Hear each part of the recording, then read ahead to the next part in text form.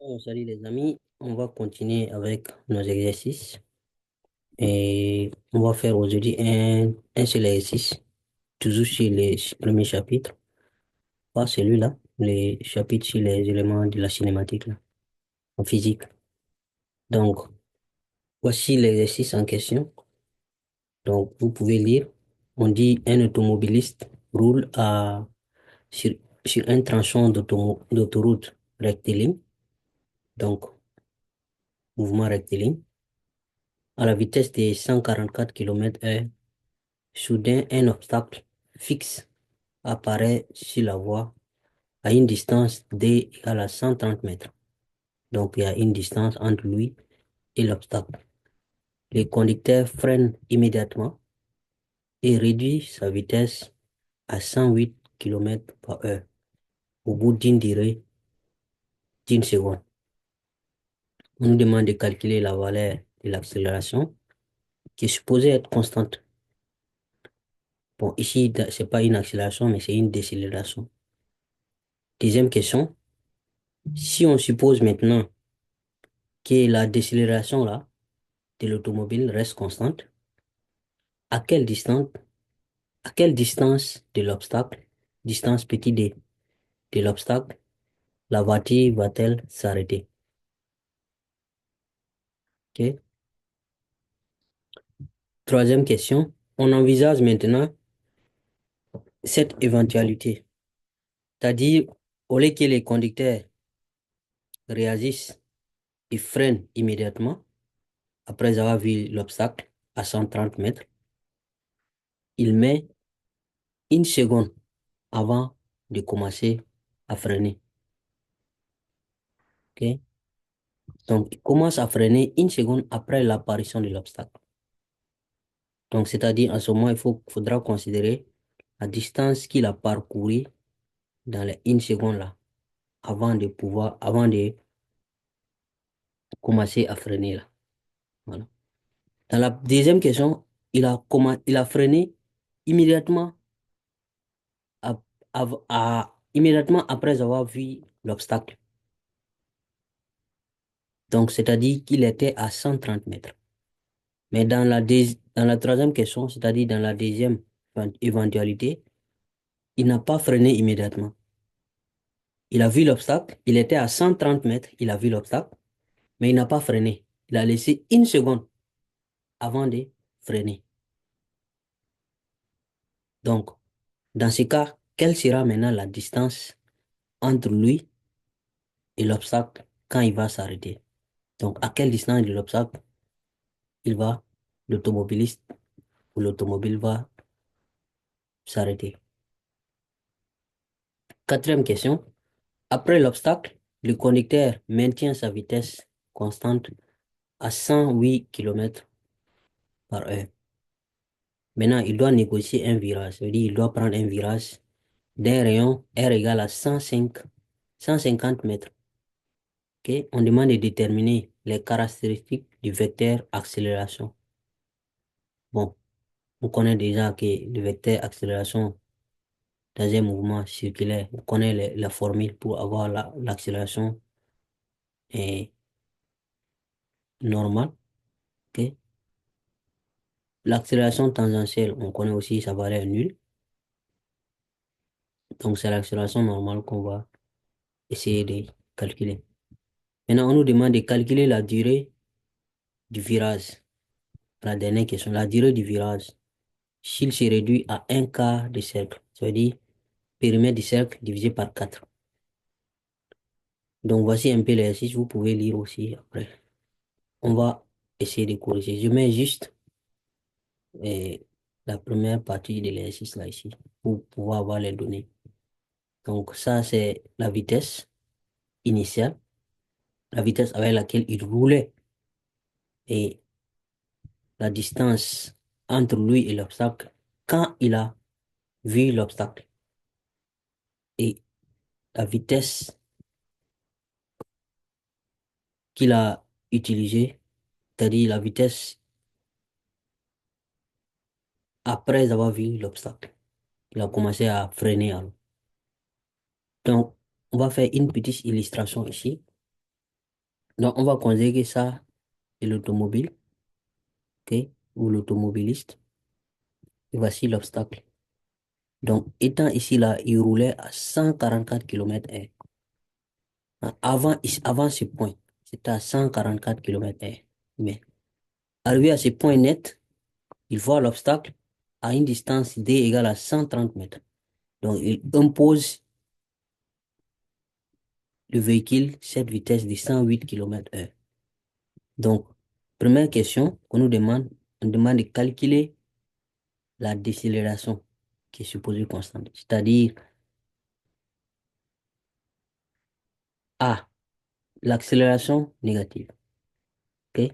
Donc, je pense que quand vous avez ce genre d'informations-là, puis quand vous posez une question, il faut voir quelles sont les données que vous avez. C'est très important. C'est la première étape. C'est vital. Et si vous ne faites pas ça, vous n'allez pas vous en sortir. Donc, en fonction des informations que vous avez maintenant, vous pouvez déterminer, vous pouvez répondre à la question qu'on vous a posée. Souvent, l'information que vous avez, ça peut être juste une phrase. Par exemple, ici, quand on dit ici, le conducteur freine immédiatement. Ça veut dire que c'est juste à 130 mètres qu'il a commencé à freiner. Vous devez le savoir. Et immédiatement, il avait quand il a vu l'obstacle là, à 130 mètres qu'il a commencé. Donc, ça veut dire que sa vitesse à 130, quand il était à 130 là, c'était cette vitesse, 108. Voilà. Mais avant d'arriver, ici, c'était 144. Et maintenant, la question nous dit quelle est la décélération. Donc, voici les données. OK? Nous, on sait que la vitesse initiale, c'est ça, cette vitesse. OK? 144 km/h. Donc, ce qui fait 40 mètres par seconde. Donc, ça, c'est la vitesse qu'il avait avant d'arriver au niveau de l'obstacle. C'est-à-dire, au niveau de l'obstacle, arriver au niveau de l'obstacle jusqu'à derrière, on va considérer que c'est 144 km/h, ce qui fait 40 mètres par seconde. Donc, c'est à partir de là que la vitesse va commencer à diminuer. Donc, la vitesse ne va pas atteindre tout de suite les 108 km/h. C'est dans une seconde qu'il va atteindre cette vitesse-là, 108 km/h. Donc, on suppose que pendant les une seconde là, il a parcouru une certaine distance. Ou bien, voilà. De toutes les façons, si vous avez ça, vitesse initiale, vitesse finale, et le temps parcouru pour atteindre cette vitesse, même si c'est pas vitesse initiale et vitesse finale. Dans le cours, on vous a dit, si vous avez deux vitesses, une vitesse de départ et une vitesse d'arrivée, et si vous avez le temps mis entre ces deux vitesses-là, vous pouvez avoir l'accélération. Il y a une formule pour ça. Et la formule pour ça, c'est celle-là. Vitesse finale moins vitesse initiale divisé par le temps, delta t. Donc, l'accélération moyenne, voici la formule. Il faut chercher dans le cours, vous avez cette formule. Donc, nous, on va faire une application numérique. Donc, application numérique pour avoir l'accélération là. Donc, 30, vitesse finale, c'est 30. OK? Moins vitesse initiale qui est 40, divisé par le temps qui est 1 seconde. Donc, 30 moins 40 divisé par 1, fait moins 10 mètres par seconde carré. Et c'est une décélération, donc c'est normal que la vitesse soit négative. Donc, vitesse finale moins vitesse initiale divisé par delta t.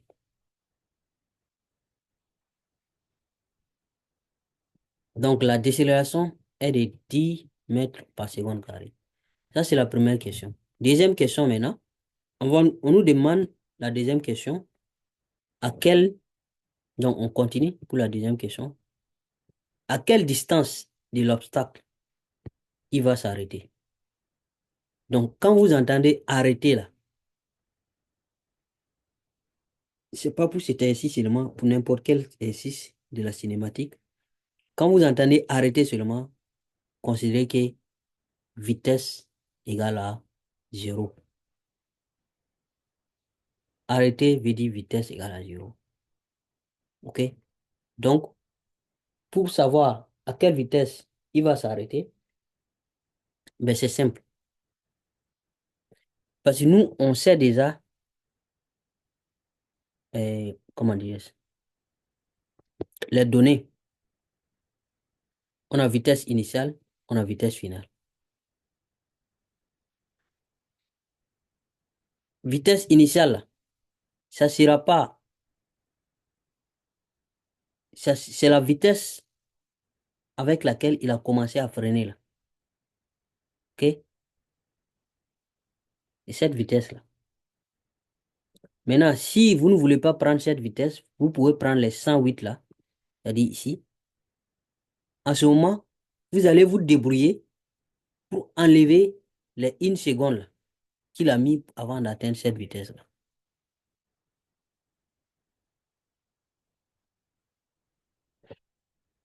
Donc, il commence à décélérer avec cette vitesse, 40 mètres par seconde, c'est-à-dire les 144 km par heure, à partir d'ici. OK? À partir d'ici. Donc, la vitesse finale, c'est quand, à l'endroit où il va s'arrêter. OK? C'est là où il va s'arrêter, là. C'est ça la vitesse finale. Donc, s'arrêter, ça veut dire que la vitesse est zéro. C'est pour cela qu'on a VF ici égal à zéro. Et l'accélération, on connaît ça aussi. OK? Maintenant, dans le cours, on vous a dit que vous pouvez avoir la distance en utilisant cette formule. Si vous avez vitesse finale, vitesse initiale et l'accélération, vous pouvez avoir la distance parcourue en utilisant cette formule. Si vous n'avez pas suivi le cours, je vous invite à aller suivre le cours. Parce que c'est le chiffre, c'est le cours qui a toutes les formules. On a déjà tout expliqué dans le cours. OK? Vitesse finale moins vitesse initiale. Vitesse finale au carré moins vitesse initiale au carré divisé par 2 fois l'accélération, ça vous donne la distance. Donc, on va aller faire l'application numérique. Voici l'application numérique de ça. Ça nous donne 80 mètres. OK? Donc, la voiture s'arrête 80 mètres. Ça, par contre, ça ne devait pas être D. Ça, c'est la distance que la voiture a parcourue avant de s'arrêter. Et la voiture a parcouru 80 mètres après le début du freinage. C'est-à-dire, à partir d'ici, jusqu'à là où la voiture va s'arrêter, quelque part ici, là. C'est 80 mètres. C'est-à-dire, ici, comme ça, de là à là, 80 mètres. Donc, supposons que la voiture s'arrête là. V égale à 0. C'est là, 80 mètres. Mais la question nous demande, l'exercice nous demande à quelle distance de l'obstacle. C'est-à-dire, c'est cette distance-là on nous demande. À quelle distance de l'obstacle? L'obstacle est là. La voiture est arrêtée là. En réalité, c'est cette distance qu'on nous demande. Donc, on doit dire quoi? La distance de l'obstacle, la distance entre la voiture et l'obstacle est 130 mètres moins 80 mètres, ce qui fait 50 mètres. Les 130, c'est la distance totale entre le début du freinage, de l'endroit où il a commencé à freiner, et puis l'obstacle. Ça, c'est le total. Donc, la distance totale.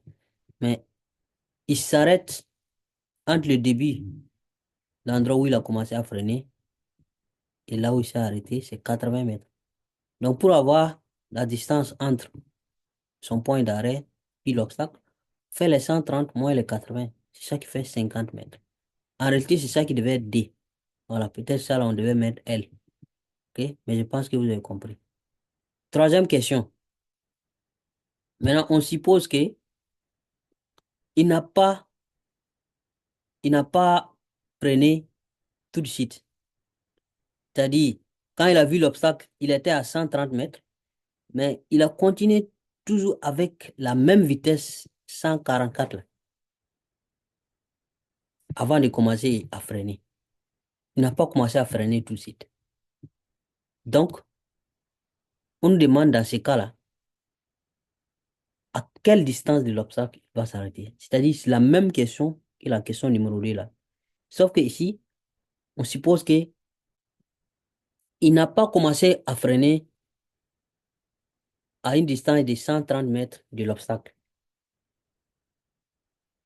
Il a commencé à freiner une seconde après.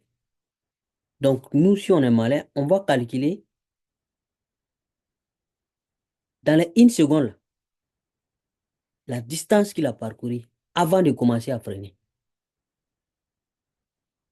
C'est-à-dire, il a vu l'obstacle ici, il n'a pas commencé à freiner d'abord. Une seconde. Les une seconde là, il a parcouru une petite distance. Avant maintenant, supposons que c'est cette distance-là, ça est là, avant de commencer à freiner. OK? Donc, le conducteur met une seconde avant de réagir. Pendant cette seconde-là, puisqu'il roulait à 144 km par heure, et ce qu'on a converti, ça fait 40 mètres par seconde. Donc, une seconde, ça veut dire qu'il a parcouru 40 mètres. Voilà. Distance parcourue pendant le temps de réaction, c'est 40 mètres. Des réactions, 40 mètres. Ça veut dire que il a fait, il a vu l'obstacle à 130 mètres, mais il a fait 40 mètres, peut-être une distance 40 mètres. Ok, c'est là maintenant il commence à freiner. C'est-à-dire cette distance-là, 40 mètres, comme ça. Ça marque à partir de là maintenant qu'il commence maintenant à freiner pour aller s'arrêter quelque part. Maintenant, précédemment, nous, on avait calculé déjà la distance d'arrêt quand il commence à freiner avec la décélération, la même décélération là, parce qu'on a supposé que la décélération est constante. S'il commence à freiner, il va s'arrêter à 80 mètres, les mêmes 80 mètres qu'on avait calculé précédemment là. Donc, pour avoir la nouvelle distance, on va ajouter les 80 mètres là, tout simplement. Nous, on ne veut pas trop souffrir. OK? Parce que c'est les une seconde qu'il a mise avant de commencer à freiner là, c'est ça qui fait les 40 mètres là. Donc là, les mêmes 80 mètres qu'il avait parcouru avant de s'arrêter précédemment, là, ça sera la même chose aussi. Donc, pour avoir cette fois-ci la nouvelle distance, on va faire les 40 plus les 80 pour savoir à quelle distance de là où il a vu l'obstacle, il va s'arrêter. Et évidemment, pour avoir la distance entre le point d'arrêt et puis l'obstacle, il suffit de faire le total, la distance totale, moins les deux distances là, tout simplement. Voilà. Donc, d'abord, on calcule la distance totale d'arrêt, c'est-à-dire la distance de réaction plus la distance de freinage. Cette distance de freinage, là, on l'avait calculée déjà, je veux dire, calculée en question numéro 2. Donc, la distance totale, ça fait les 40 plus les 80, ça fait 120. Voilà. Donc, maintenant, on peut répondre à la question. Parce qu'on connaît la voiture s'arrête à 120 après l'apparition de l'obstacle. Donc, on peut dire que la distance de l'obstacle, pour dire entre la voiture, de l'obstacle à la voiture, ça fait donc les 130, c'est-à-dire la distance totale, moins les 120 mètres. Donc, on aura 10. Donc, la voiture s'arrête à 10 mètres de l'obstacle. Voici la réponse. La quatrième question, là, j'ai mal fait, mais c'est pas grave, on y va, on n'a pas le temps. Donc, déterminer les caractéristiques du vecteur accélération pendant le virage. Nous, on connaît la formule du vecteur accélération. C'est cette formule-là. Vitesse au carré divisé par R. OK? La vitesse, parce qu'on a dit qu'il va aborder le virage là avec la vitesse de 108 km/h, c'est-à-dire la vitesse de 30 mètres par seconde. Ça, c'est la vitesse avec laquelle il va aborder les virages.